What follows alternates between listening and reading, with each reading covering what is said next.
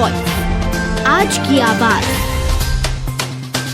मध्य प्रदेश में पुलिस द्वारा कमिश्नरी प्रणाली के तहत जहां एक और अपराधियों पर लगाम कसी जा रही है, तो वहीं युवाओं को सुधारने के लिए भी एक नई पहल के तहत अनोखी सजा पुलिस कमिश्नर कोर्ट के आदेश अनुसार युवाओं को दी गई है, जिसमें वृद्धाश्रम में सेवा से लेकर वाहन नहीं चलाने तक के आदेश दिए गए हैं, जिसे एक अनोखी सजा मानी जा रही है। लेकिन कहीं ना कहीं युवाओं को आपराधिक दुनिया से बाहर निकालकर अपनत्व की भावना के तहत उन्हें समाज में अपना स्थान स्थापित करने का प्रयास पुलिस द्वारा कराया जा रहा है। पूरे मामले को लेकर डीसीपी अभिषेक आनंद द्वारा बताया गया कि लसूड़ा थाना क्षेत्र के स्कीम नंबर 78 में कुछ युवकों द्वारा चाकू के साथ केक काटकर बर्थडे मनाया जा रहा था, जिसकी सूचना मिलने पर पुलिस ने वैधानिक कार्रवाई की और पूरे मामले में युवकों को पुलिस ने कमिश्नर कोर्ट में पेश किया गया था, जहां पर युवाओं से बातचीत करने के बाद युवाओं को उचित मार्गदर्शन देते हुए एक आदेश निकाला गया। आदेश में युवाओं को कहा गया कि उन्हें श्री कनकेश्वरी देवी विद्या वृद्धाश्रम में प्रतिदिन 3 घंटे सेवा देना है और यह सेवा लगातार 6 महीने तक देना है। यदि वह सेवा नहीं देते हैं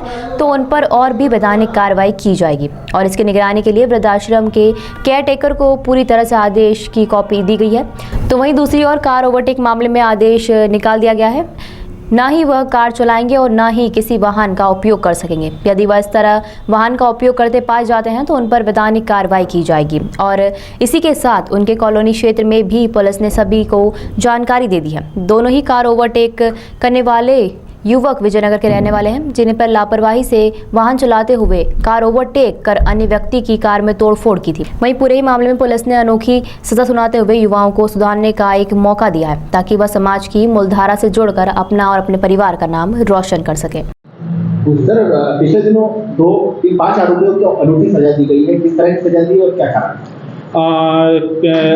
अक्सर हम देखते आ रहे हैं कि जो घटनाएं होती है तो उसमें पुलिस FIR करती है, उसके बाद फिर जो है उनके जो आरोपी हैं उनके खिलाफ जो कानून के तहत कार्रवाई की जाती है। लेकिन एक अलग पहल की गई FIR के साथ साथ जो 2 घटनाएं घटी थी, एक विजयनगर में, एक लसूड़िया थाना क्षेत्र अंतर्गत एक जो चाकू की जो वो है चाकू लहरा रहे थे 78 में कुछ लड़के बर्थडे का केक काटते समय, तो जिसे पुलिस ने FIR किया था। उसके बाद सेक्शन 3 इसका राज्य सुरक्षा अधिनियम के तहत इनका प्रतिवेदन बना करके माननीय CP न्यायालय के समक्ष CP कोर्ट में प्रस्तुत किया गया था, जिसमें CP कोर्ट से इनको आदेश आया, जिसमें इनको कनकेश्वरी देवी वृद्धाश्रम में इनको हर शनिवार को 3 घंटे सेवा करने का जो है वो आदेश दिया गया।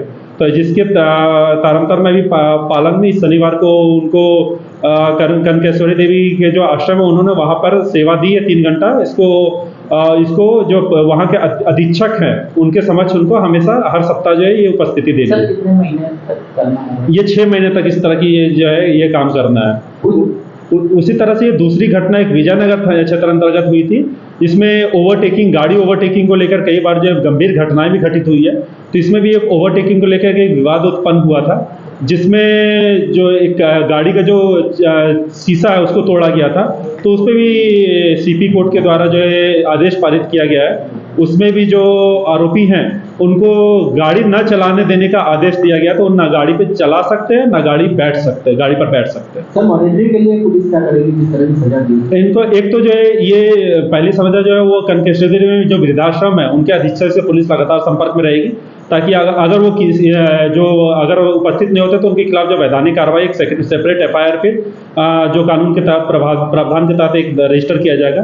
साथ में जो गाड़ी का जो है उनको अपन एक तो RTO को भी लिखेंगे, इसके संबंध में जानकारी देंगे और इसके संबंध में उनके आसपास वो जो पूरे मोहल्ले में जहाँ वहाँ पे भी पुलिस जो है इसको प्रचारित करेगी, ताकि इस तरह की अगर कोई भी सूचना देगा और अगर वो कभी गाड़ी यूज करते हैं चलाते हैं तो पुलिस को सूचना मिल जाएगी और फिर वैधानिक कार्रवाई की। सर, इस तरह की सजा से क्या युवाओं में संदेश है? देखिए, इस तरह से सजा का एक दंड जो हमारी जो है उसमें ये भी है कि कहीं ना कहीं सुधार की भी हम लोग जो है वो करते हैं कि सुधार भी होना चाहिए अपराधियों में।